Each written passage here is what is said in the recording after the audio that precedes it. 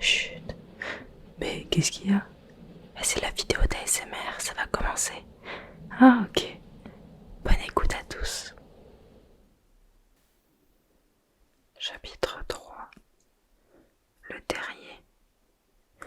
Ron, chuchota Harry en se glissant près de la fenêtre. Il souleva le panneau coulissant pour qu'ils puissent se parler à travers les barreaux. Ron, comment t'as fait? Qu'est-ce que... Harry resta bouche bée lorsqu'il vit que Ron était penché à la fenêtre arrière d'une vieille voiture vert turquoise qui s'était immobilisée dans les airs. À l'avant de la voiture, Fred et George, les deux frères jumeaux de Ron, lui souriaient. « Ça va, Harry? Qu'est-ce qui s'est passé ?» demanda Ron. « Pourquoi tu n'as pas répondu à mes lettres? Je t'ai invité à venir chez nous une bonne douzaine de fois et là-dessus, papa rentre à la maison et nous raconte que tu as reçu un avertissement pour avoir fait de la magie devant des moldus. » « Ce n'était pas moi, et d'abord, comment l'a-t-il su? Il travaille au ministère, répondit Ron, et tu sais très bien qu'on n'a pas le droit de faire de magie en dehors de l'école. Ça te va bien de dire ça, répliqua Harry en montrant la voiture volante. Oh, ça ne compte pas, dit Ron, on n'a fait que l'emprunter. Elle est à papa, ce n'est pas nous qui l'avons trafiquée. Mais faire de la magie sous le nez des moldus chez qui tu habites. Ce n'était pas moi, je te dis, mais ce serait trop long à expliquer. Écoute-moi, est-ce que tu pourrais dire à Poudlard que les Dursley m'ont enfermé et qu'ils refusent de me laisser retourner à l'école? Je ne peux pas me sortir de là par une formule magique, sinon le ministère de la magie dirait que c'est la deuxième fois en 3 jours que j'enfreins le règlement alors. Arrête tes bavardages, dit Ron, on est venu te chercher pour t'amener à la maison. Mais toi non plus, tu n'as pas le droit de me délivrer par une formule magique. On n'en aura pas besoin, assura Ron en montrant ses deux frères d'un signe de tête. Tu oublies qui m'accompagne. Attache ça au barreau, dit Fred, qui lança à Harry l'extrémité d'une corde. Si les Dursley se réveillent, je suis mort, dit Harry en nouant solidement la corde autour des barreaux, tandis que Fred donnait de grands coups d'accélérateur. T'inquiète pas, dit Fred, et recule un peu. Harry recula près de la cage d'Edwige qui observait la scène en silence. Elle semblait avoir compris qu'il se passait quelque chose d'important. Le moteur de la voiture s'envola et soudain, il eut un grand bruit. Fred avait foncé tout droit dans les airs et les barreaux de la fenêtre avaient été arrachés net. Harry se précipita et vit les barreaux qui pendaient au bout de la corde, à moins d'1 mètre du sol. Le souffle court, Ron les hissa à l'intérieur de la voiture. Inquiet, Harry tendit l'oreille, mais aucun son ne provenait de la chambre des Dursley. Lorsque les barreaux eurent été déposés sur la banquette arrière, Fred fit une marche arrière pour se rapprocher le plus possible de la fenêtre de Harry. « Allez, monte, dit Ron. « Il faut que j'emporte mes affaires, dit Harry. Ma baguette magique, mon balai. Où elles sont? Dans un placard sous l'escalier et la porte de ma chambre est fermée à clé. Pas de problème, dit George qui était assis à côté de Fred. Laisse-nous passer. Fred et George se glissèrent alors avec précaution par la fenêtre de la chambre. Il valait mieux les laisser faire, pensa Harry en voyant George sortir de sa poche une simple épingle à cheveux avec laquelle il entreprit de forcer la serrure. Les sorciers pensent que c'est une perte de temps d'apprendre les astuces des moldus, dit Fred, mais ils ont des techniques qui valent la peine d'être connues, même si elles sont un peu lentes. Il eut un déclic et la porte de la chambre s'ouvrit. Bon, on va chercher ta valise. Pendant ce temps-là, prends tout ce qui peut être utile et passe-le à Ron, chuchota George. Faites attention à la dernière marche, elle craque, chuchota Harry aux jumeaux qui s'enfonçaient dans les ténèbres de l'escalier. Harry fit rapidement le tour de sa chambre en rassemblant ses affaires qu'il passa à Ron par la fenêtre. Puis il alla aider Fred et George à hisser sa grosse valise en haut de l'escalier. Harry entendit l'oncle Vernon tousser. Hors d'haleine, ils atteignirent enfin le palier du premier étage et transportèrent la lourde valise jusqu'à la fenêtre. Fred remonta dans la voiture pour aider Ron à la tirer à l'intérieur, tandis que Harry et George la poussaient de l'autre côté. Centimètre par centimètre, la valise glissa à travers la fenêtre de la voiture. L'oncle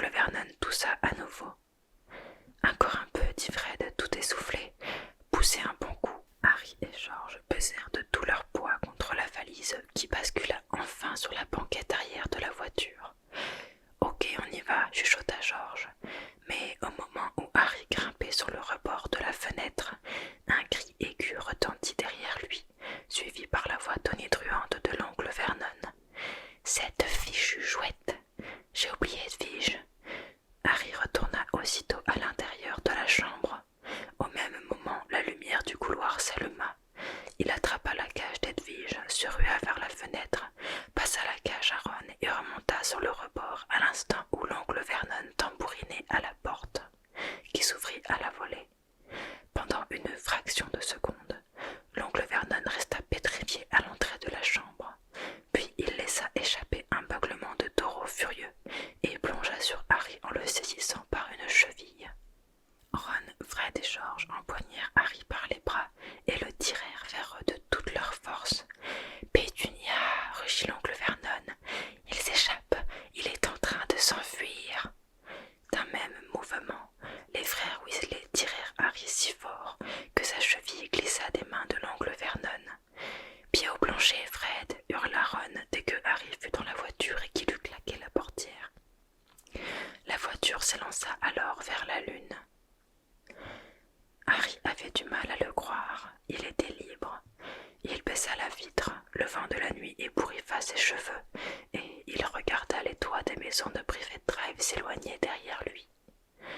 Les yeux ronds et la bouche grande ouverte, l'oncle Vernon, la tante Pétunia et le gros Dudley tout droit penchés à la fenêtre de la chambre regardaient la voiture s'élever dans les airs. « À l'été prochain !» leur cria Harry. Les Weasley éclatèrent de rire et Harry s'installa confortablement sur la banquette en souriant d'une oreille à l'autre. « Laisse sortir Edwige, dit-il à Ron. Elle volera derrière nous. Il y a un temps fou qu'elle n'a pas eu l'occasion de se dégourdir les ailes. » George donna à Ron l'épingle à cheveux et, un instant plus tard, Edwige s'élançait avec bonheur par la fenêtre de la voiture qu'elle accompagna en planant comme un fantôme. « Alors, raconte, Harry, » dit Ron avec impatience. « Qu'est-ce qui s'est passé ?» Harry leur raconta l'histoire de Dobby, l'avertissement qu'il lui avait donné et le triste sort du gâteau aux violettes. Un long silence stupéfait suivit son récit. « Vraiment louche tout ça, dit enfin Ron. Tout ce qu'il y a de plus bizarre, approuva George. Il ne t'a même pas dit qui est derrière ce complot. Je pense qu'il lui était impossible de le dire, répondit Harry. Chaque fois qu'il était sur le point de laisser échapper quelque chose, il se cognait la tête contre le mur. Vous croyez qu'il m'a raconté des histoires, dit-il. Les elfes de maison ont de grands pouvoirs magiques, répondit Fred, mais d'habitude, ils n'ont pas le droit de s'en servir sans l'autorisation de leur maître. J'imagine que Dobby a été envoyé par quelqu'un pour essayer de t'empêcher de revenir à Poudlard. Quelqu'un qui voulait te faire une mauvaise farce. Tu ne vois pas qui pourrait t'en vouloir à l'école. Oh si, répondirent Harry et Ron d'une même voix. Draco Malfoy, dit Harry, il me déteste. Draco Malfoy, dit George en se tournant vers lui. Ce ne serait pas le fils de Lucius Malfoy. Si, probablement, ce n'est pas un nom très courant, pourquoi? J'ai entendu papa parler de ce type-là, dit George. C'était un des plus proches partisans de Duseki. Et quand Duseki a disparu, ajouta Fred en se tordant le cou pour regarder Harry, Lucius Malfoy est revenu en disant qu'il n'avait jamais voulu tout ça. Tu parles. D'après papa, il faisait partie des intimes de Duseki. Harry avait déjà entendu les rumeurs qui circulaient sur la famille de Malfoy, et il n'en était pas surpris. À côté de Draco Malfoy, Dudley Dursley était un modèle de gentillesse, de sensibilité et de prévenance. Je ne sais pas si les Malfoy ont un elfe de maison, dit Harry. En tout cas, les maîtres de Dobby appartiennent sûrement à une vieille famille de sorciers, et ils doivent être riches, dit Fred. Maman a toujours eu envie d'avoir un elfe de maison pour s'occuper du repassage, dit George.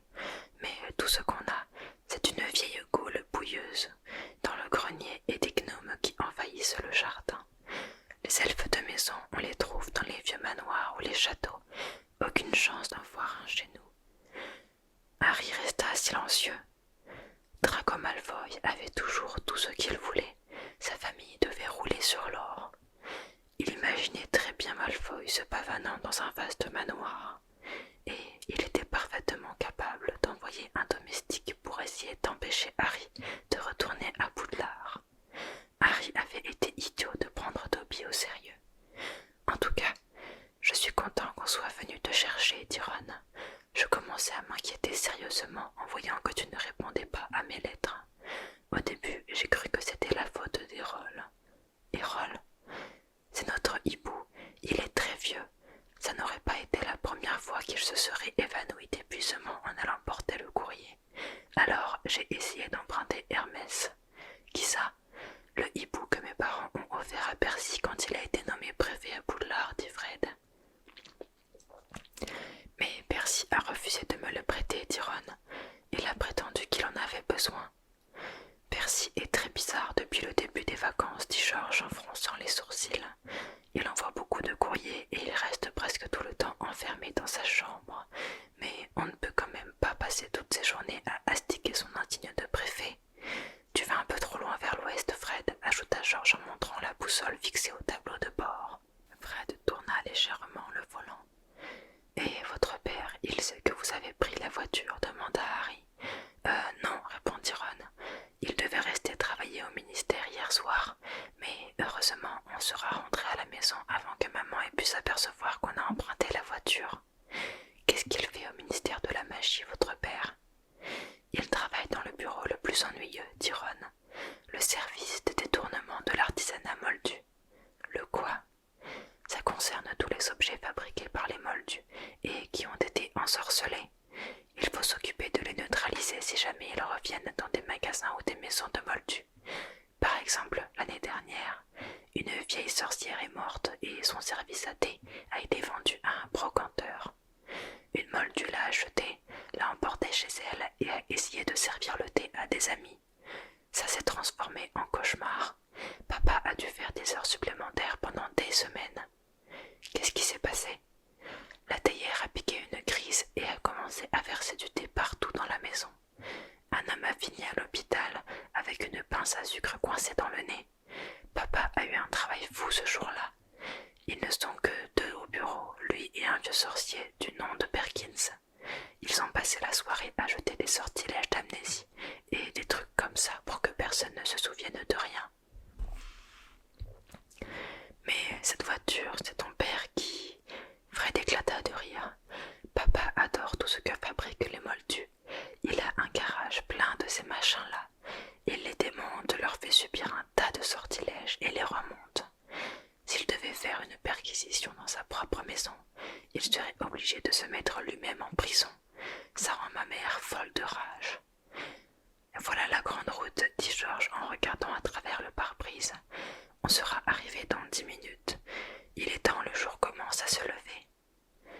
Une faible lueur rose se dessinait en effet à l'horizon. La voiture perdit de l'altitude et Harry aperçut une mosaïque de champs et de bosquets. On est tout près du village, dit George. Ça s'appelle Loutry-Sainte-Chassepoule. La voiture volante se rapprocha du sol. Un soleil rouge et brillant commençait à luire à travers les arbres. Atterrissage, annonça Fred.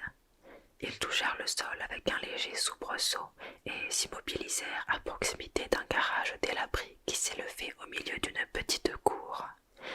Harry vit alors pour la première fois la maison de Ron. On aurait dit une vaste porcherie qui aurait été agrandie au fil du temps. Haute de plusieurs étages, la maison paraissait si bancale qu'elle ne semblait tenir que par magie, ce qui était probablement le cas, songea Harry. 4 ou 5 cheminées se dressaient sur le toit rouge et un écriteau tordu, planté près de l'entrée, portait le nom de la maison, le terrier. Des bottes entassées en désordre et un vieux chaudron rouillé encadraient la porte. Quelques gros poulets bien gras picoraient dans la cour. « Ce n'est pas très luxueux, dit Ron. « C'est merveilleux, tu veux dire, s'exclama Harry d'un ton ravi en repensant à Private Drive. Ils sortirent de la voiture. Maintenant, on va monter là-haut sans faire de bruit, dit Fred, et on attendra que maman nous appelle pour le petit déjeuner. À ce moment-là, Ron dut se précipiter dans la cuisine en criant « Maman, regarde qui est arrivé cette nuit.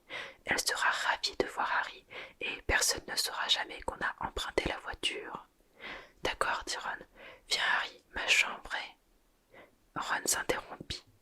Ses yeux se fixèrent sur la maison et son visage prit soudain une teinte verdâtre. Les 3 autres firent aussitôt volte-face. Madame Weasley traversa la cour à grands pas, provoquant la panique parmi les poulets. La petite femme replète au visage bienveillant semblait s'être brusquement transformée en une tigresse redoutable. « Aïe, dit Fred. Oulala, dit George. Madame Weasley vint se planter devant eux, les mains sur les hanches de ses 3 fils, qui baissaient la tête d'un air coupable. Elle portait un tablier à fleurs avec une poche d'où dépassait une baguette magique. « Alors, dit-elle. « Bonjour, Ormand, dit Georges en s'efforçant, sans grand succès, d'adopter un ton joyeux et conquérant. Est-ce que vous vous rendez compte que j'étais morte d'inquiétude ?» dit Madame Weasley dans un murmure impressionnant. « Désolément, mais tu sais, il fallait que... » Chacun des 3 fils de Madame Weasley était plus grand qu'elle, mais ils semblèrent se ratatiner sur place lorsque sa rage explosa. « Les livides, pas le moindre mot, la voiture disparut. Auriez pu avoir un accident folle d'inquiétude. Vous en fichez, jamais vu ça. Attendez que votre père soit rentré. Jamais Bill, Charlie ou Percy ne nous ont causé autant de soucis. » Le préfet Percy, marmonna Fred. « Toi, tu ferais bien de t'inspirer de Percy un peu plus souvent, » s'écria Madame Weasley en enfonçant l'index dans la poitrine de Fred. « Vous auriez pu vous tuer, vous auriez pu vous faire repérer par les moldus, vous auriez pu faire perdre son travail à votre père. » Elle sembla hurler ainsi pendant des heures. Enfin, lorsqu'elle se fut cassé la voix, elle se tourna vers Harry qui eut un mouvement de recul. « Je suis vraiment très contente de te voir, Harry, dit-elle. Viens donc manger quelque chose, tu dois avoir faim. » Elle tourna sur ses talons et rentra dans la maison. Harry lança un regard inquiet à Ron, qui lui fit un signe de tête pour l'encourager à la suivre. La cuisine était petite et encombrée. Une table et des chaises en bois brut occupaient le centre de la pièce. Harry s'assit sur le bord d'une chaise en regardant autour de lui. C'était la première fois qu'il pénétrait dans une maison de sorcier. La pendule accrochée au mur en face de lui n'avait qu'une seule aiguille et aucun chiffre. Tout autour du cadran, on pouvait lire diverses inscriptions. Heure du thé, heure de nourrir les poulets, ou tu es en retard. 3 rangées de livres s'alignaient sur le manteau de la cheminée. Harry lut quelques-uns des titres. Comment ensorceler son fromage, la pâtisserie magique, festin minute en un coup de baguette. Une vieille radio posée à côté de l'évier annonça l'émission. Salut les sorciers avec la célèbre chanteuse Célestina Moldubek. Dans un cliquetis de vaisselle, Madame Weasley s'occupait à préparer le petit déjeuner avec de grands gestes désordonnés, jetant des saucisses dans la poêle et des regards furieux à ses 3 fils. De temps en temps, elle marmonnait quelque chose. « Je me demande ce que vous avez dans la tête, ou jamais je n'aurais pensé une chose pareille. »« Toi, tu n'y es pour rien, mon pauvre chéri, » dit-elle à Harry en remplissant son assiette d'un gros tas de saucisses. « Arthur et moi, nous nous faisions du souci à ton sujet. Hier soir encore, nous nous sommes dit que nous irions te chercher nous-mêmes si vendredi tu n'avais pas répondu à Ron. Mais quand même, » elle rajouta 3 œufs au plat sur le tas de saucisses. « Traverser la moitié du pays dans une voiture volante totalement interdite. N'importe qui aurait pu vous voir. » Elle agita machinalement sa baguette magique en direction de l'évier, où la vaisselle entassée commença à se laver toute seule. « Il y avait des nuages, dit Fred.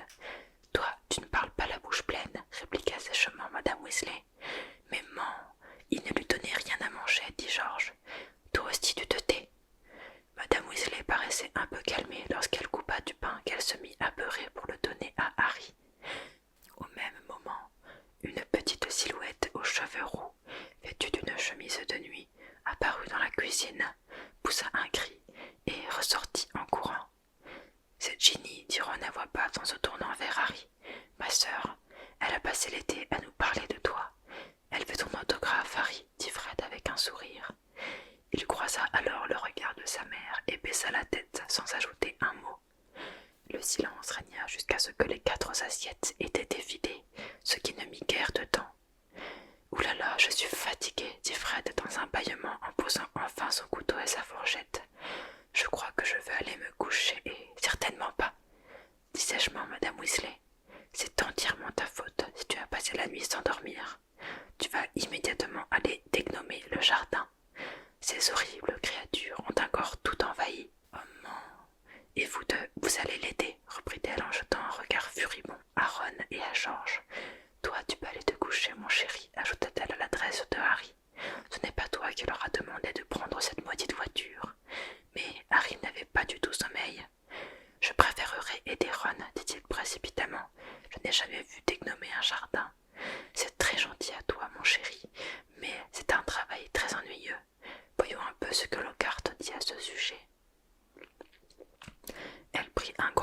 sur la cheminée. George poussa un grognement. On sait très bien dénommer un jardin. Harry jeta un coup d'œil à la couverture du livre. Écrit en lettres d'or, il lut Gilderoy Lockhart, le guide des créatures domestiques nuisibles. Au-dessous, une grande photo montrait un sorcier au visage séduisant avec des cheveux blonds ondulés et des yeux bleu clair. Comme toujours dans le monde des sorciers, la photo était animée. Gilderoy Lockhart ne cessait de lancer des clins d'œil coquins autour de lui.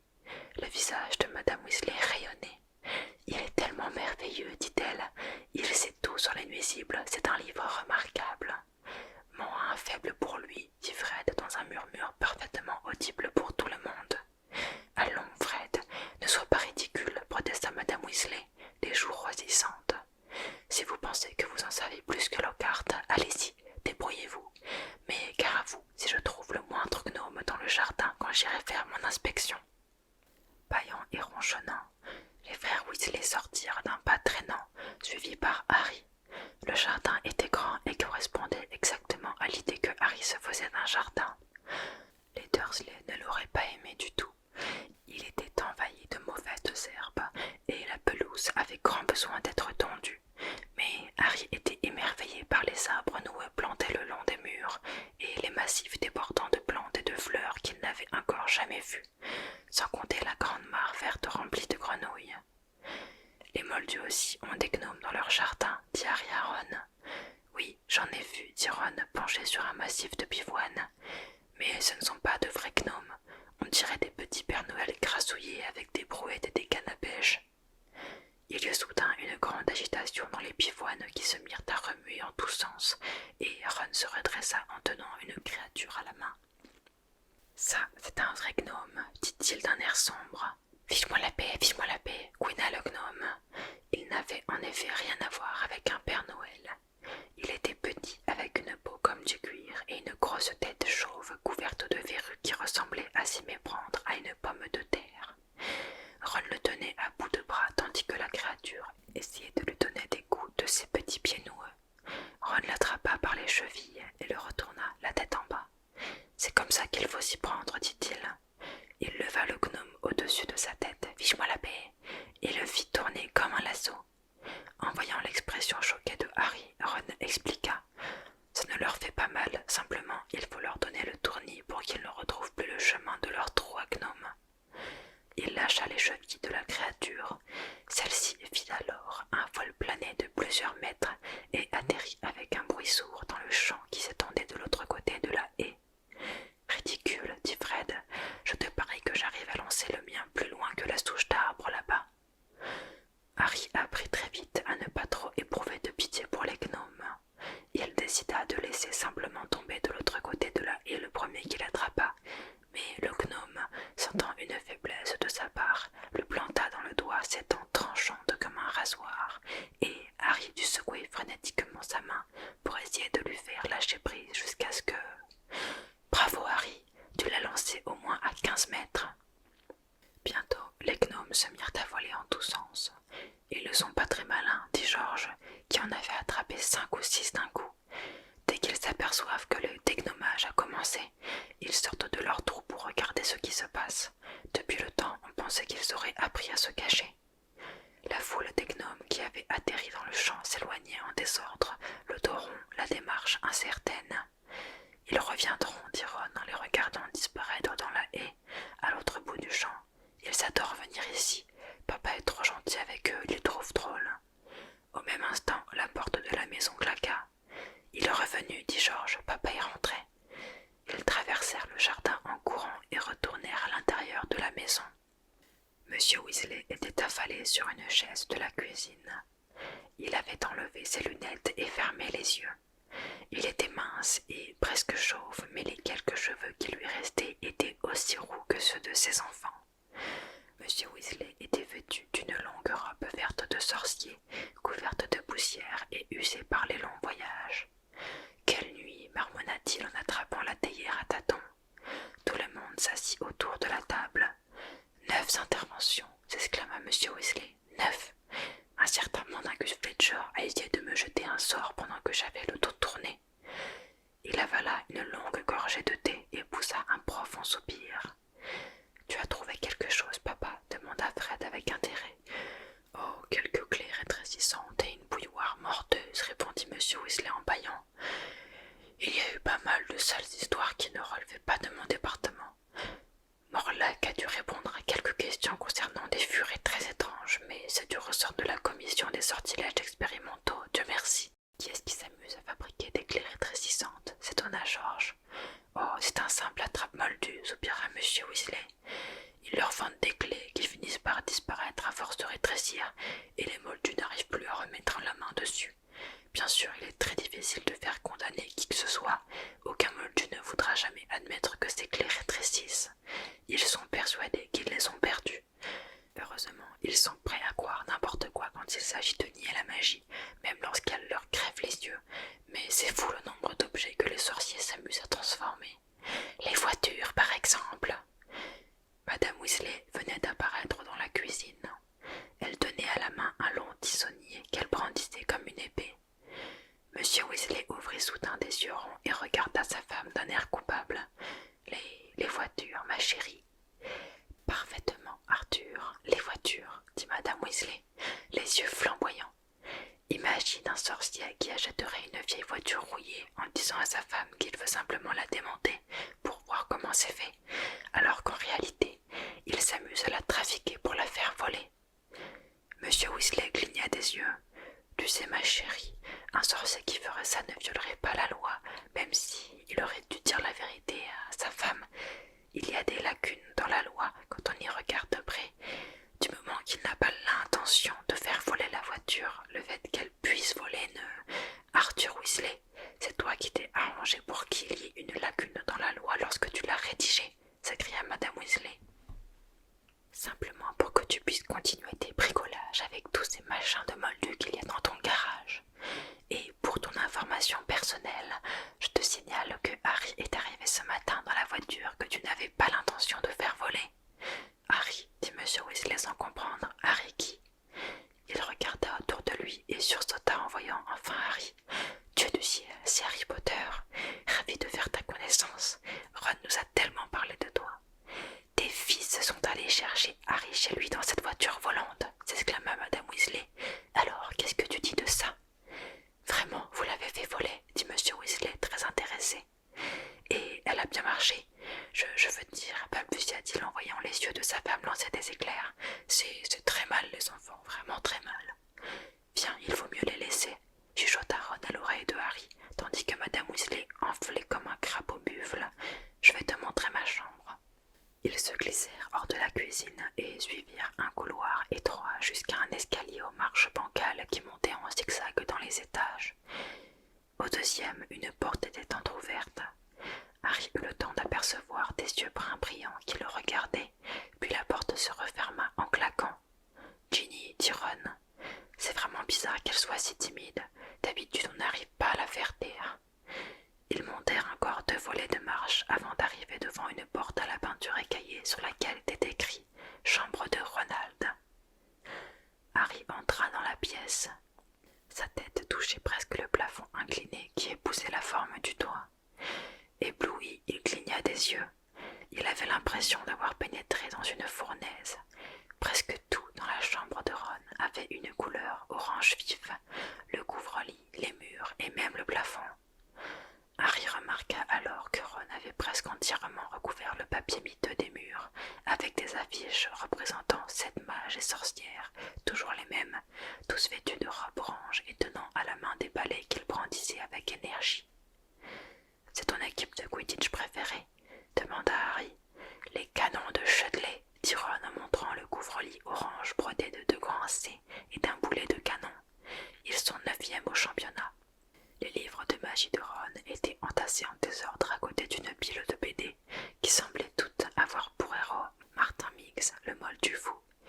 La baguette magique de Ron était posée sur un aquarium rempli de têtards, installé sur le rebord de la fenêtre à côté de Croutard, son gros rat gris qui somnolait dans un rayon de soleil. Harry enjamba un jeu de cartes autobattantes étalé sur le sol et regarda à travers la minuscule fenêtre. Dans le champ tout en bas, il aperçut une bande de gnomes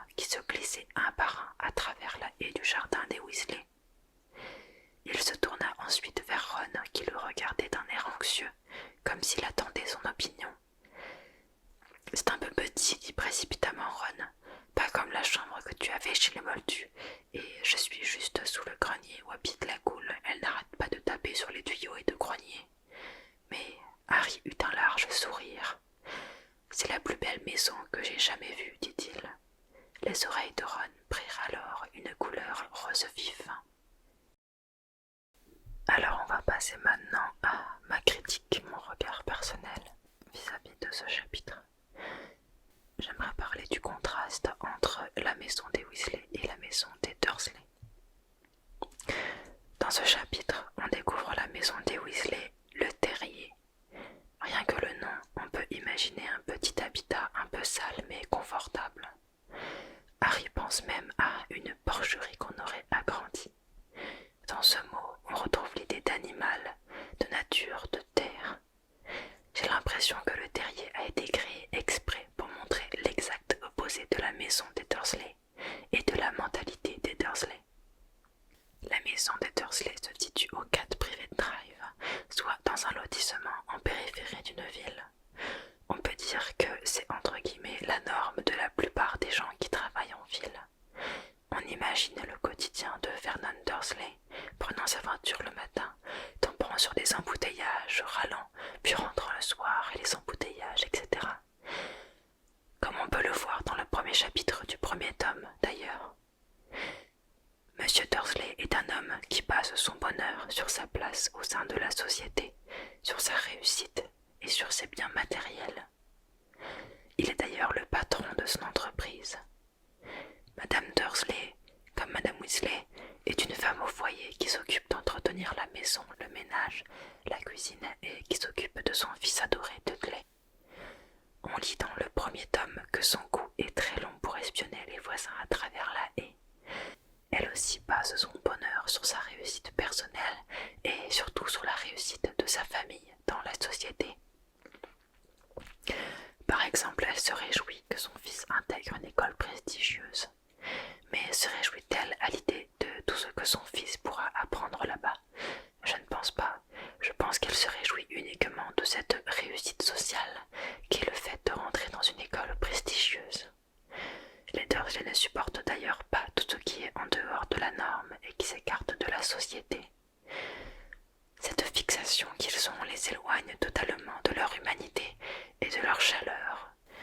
On connaît l'enfance de Pétunia Dursley qui espérait secrètement être sorcière et aller à Poudlard. Elle a même écrit une lettre à Dumbledore pour lui demander d'intégrer l'école. Sans succès évidemment puisqu'elle n'est pas une sorcière. On peut tout à fait imaginer sa frustration et son amertume de ne pouvoir accéder à ses souhaits. Et on peut deviner l'origine de son rejet pour la magie et pour toute forme de différence. On ne connaît pas l'enfance de Vernon, mais vu sa tante Marge, les valeurs Dursley sont dans la famille depuis longtemps, je pense. C'est intéressant de voir à quel point les Weasley sont à l'opposé de cette famille, que ce soit dans leur personnalité, leurs valeurs et leur maison. Les Weasley sont bienveillants, tolérants et chaleureux. Comparés aux Dursley, ce sont presque des marginaux. Ils vivent à la campagne dans une maison rafistolée, ont beaucoup d'enfants et ne roulent pas du tout sur l'or.